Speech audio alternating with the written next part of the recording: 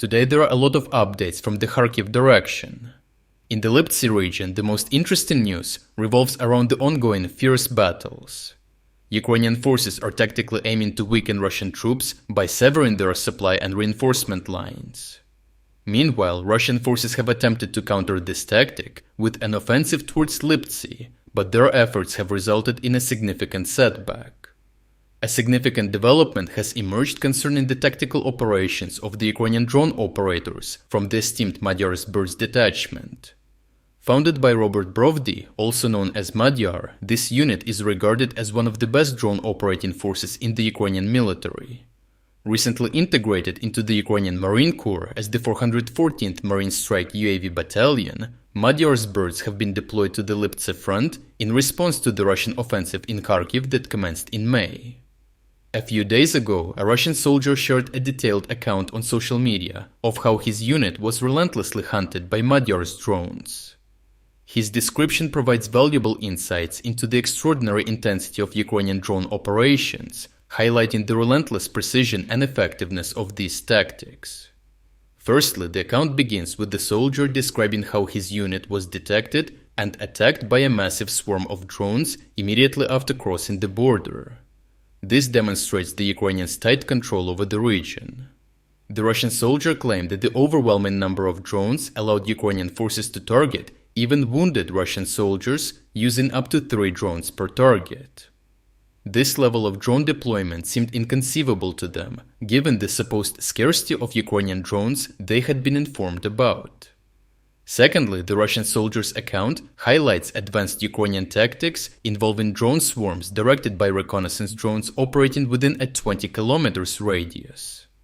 This indicates a high level of coordination and synchronization among multiple drone operators, showcasing the sophisticated approach employed by Ukrainian forces. Lastly, the Russian soldier repeatedly emphasized the apparent resilience of Ukrainian drones against Russian electronic countermeasures. Remarkably, Madyar's drones maintained their connection even under extreme conditions. The soldier recounted how the drones continued to pursue them inside an underground pipe, where Russian troops desperately sought shelter. Considering that the drones operated effectively underground and at least 15 kilometers from their headquarters, the soldier speculated that Ukrainian drones might be utilizing advanced signal repeater technology alongside reconnaissance support. The harrowing account concludes with the soldier describing how, after hours of attempting to escape through dense forests, trenches and pipes, the majority of his comrades were annihilated by Ukrainian drones and supporting artillery fire. The full transcription of these events can be found on our Telegram channel through the link in the description.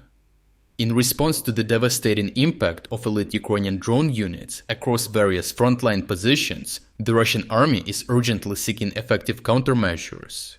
They are allocating substantial resources to the development and deployment of advanced electronic warfare systems, resulting in a technological arms race.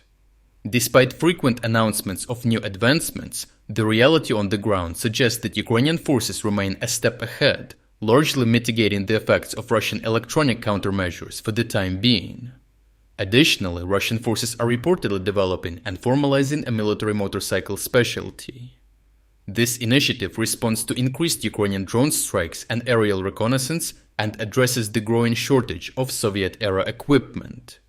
The aim is to leverage small, fast vehicles for frontline logistics and infantry transport.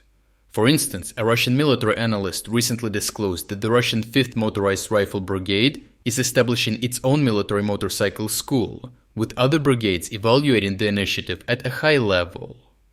Some analysts speculate that Russia's new motorcycle tactics could enhance the Kremlin's war effort by making individual soldiers faster and less detectable from the air. On the battlefield, motorcycle riders benefit from improved visibility and agility, allowing them to maneuver around mines that armored vehicle operators might miss. They can also follow tracks left by armored vehicles from earlier assaults, ensuring these routes are mine-free. However, these riders remain vulnerable to machine gun fire and anti-personnel mines, which are smaller and harder to spot, especially when approaching Ukrainian trenches. Overall, Madyar's elite drone unit has not only inflicted overwhelming casualties and thwarted Russian attacks, but has also achieved precise tactical objectives. By targeting supply and reinforcement lines, they have left Russian troops at the front lines completely exposed, under-equipped, and understaffed. The decimation of Russian forces has been so severe that the Ukrainian command recently decided to relocate Madyar's unit away from the Kharkiv front, as the damage to Russian forces here is deemed irreversible. The unit is now being redirected to areas with a target-richer environment. In a desperate attempt to counter Ukrainian drones, Russian forces have increased the use of motorcycles for infantry advances.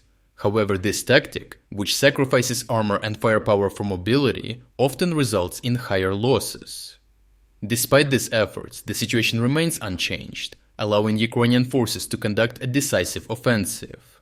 Russian forces are now largely incapable of mounting their own offensive, with many Russian military analysts urging a switch to full defensive mode and effectively abandoning the Kharkiv offensive.